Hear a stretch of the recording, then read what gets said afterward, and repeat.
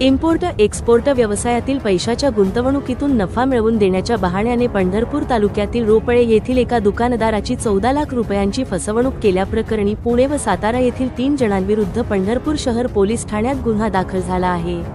रवींद्र काळे राहणार कर्वेनगर पुणे, सचिन प्रभाकर झिरपे व गीतू सचिन झिरपे दोघे राहणार सातारा अशी गुन्हा दाखल झालेल्या तिघांची नावे असून रामचंद्र संभाजी साळुंखे यांनी याबाबतची फिर्याद दिली आहे।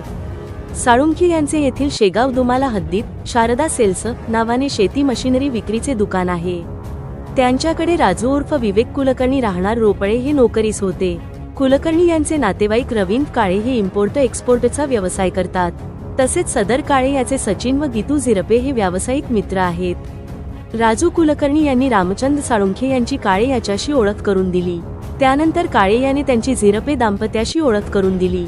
सदर तिघांनी साळुंखे यांचा विश्वास संपादन करीत त्यांना इम्पोर्ट एक्सपोर्ट व्यवसायात पैसे गुंतविल्यास नफा मिळवून देतो असे सांगितले।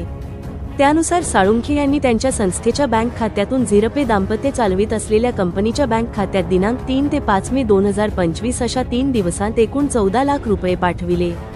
तसेच सदर गुंतवणुकीच्या अनुषंगाने करारनामा करण्यात आला। दरम्यान साळुंखे यांना कसलाही नफा अथवा गुंतविलेली मूळ रक्कमही मिळाली नाही। याविषयी विचारणा केल्यानंतर सदरील लोक चालढकल करू लागल्याने फसवणूक झाल्याची शंका साळुंखे यांना येऊ लागली। अखेर त्यांनी शहर पोलिसांत तक्रार दाखल केल्याचे नमूद केले आहे।